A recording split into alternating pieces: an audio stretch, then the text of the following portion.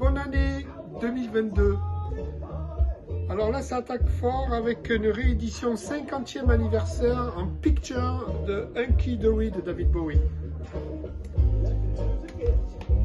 Également, un album inédit de David Bowie qui s'appelle Toy, qui date de 1980, et à l'époque, c'est David qui n'avait pas voulu le sortir, et puis en fait, il était resté dans les placards. Et voilà, il est là, et là c'est un coffret vinyle 6,25 cm. Donc bon, par contre, c'est pas donné. Hein.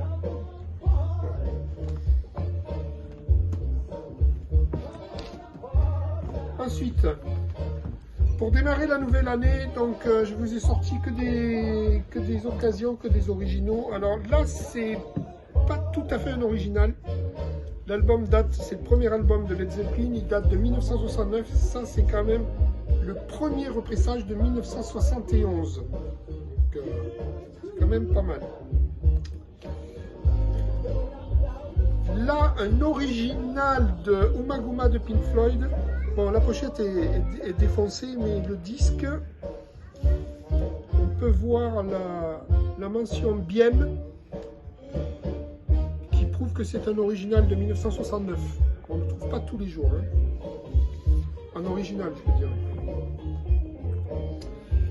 Un original de Neil Young de 1978.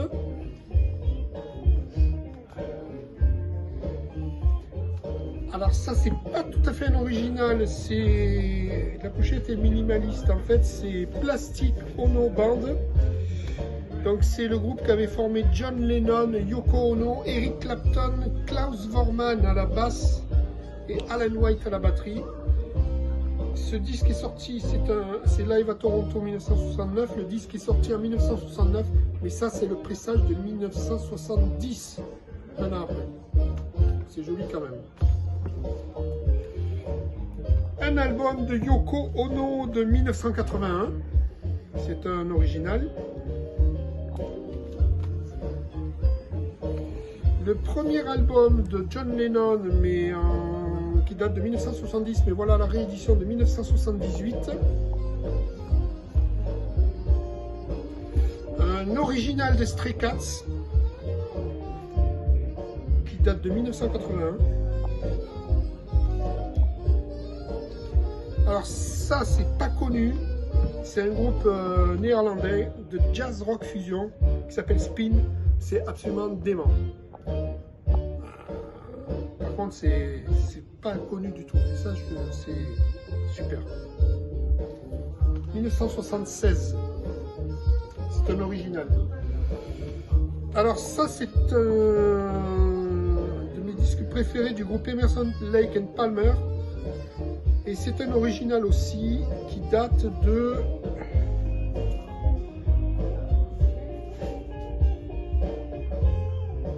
1900, je sais plus, mais je crois 1970. Avec une pochette gatefold magnifique, psychédélique.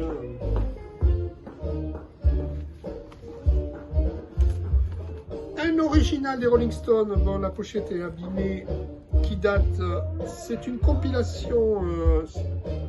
En fait, ce qui s'est passé, c'est que quand Decca a perdu les Rolling Stones en 1971, les Rolling Stones ont créé le label Rolling Stone Records parce qu'ils s'étaient fait arnaquer pendant 10 ans. Et en fait, Decca a sorti plein de compilations, histoire de rentrer dans leur sous. Et celle-là, c'est une compilation, mais originale, de 1971. Voilà. Avec les petits revers qu'on trouvait donc, dans les 60s jusqu'au début des années 70. Ne rigolez pas, mais c'est très rare. Claude Barzotti, ça c'est son album en italien, Amami. Donc, vous pouvez voir les titres en italien. Alors en vinyle, c'est pas, là je l'ai fait venir d'Italie pour un client, c'est rare, mais en CD c'est ultra rare. Amami, Claude Barzotti, en italien.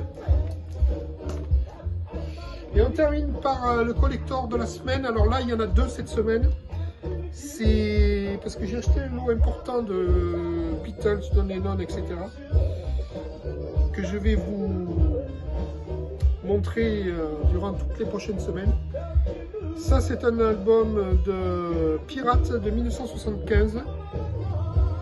Ce sont des concerts de 1974 et 1975 de John Lennon.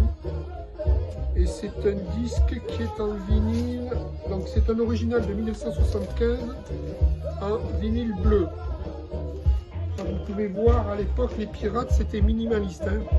Face 1, face 2. Voilà.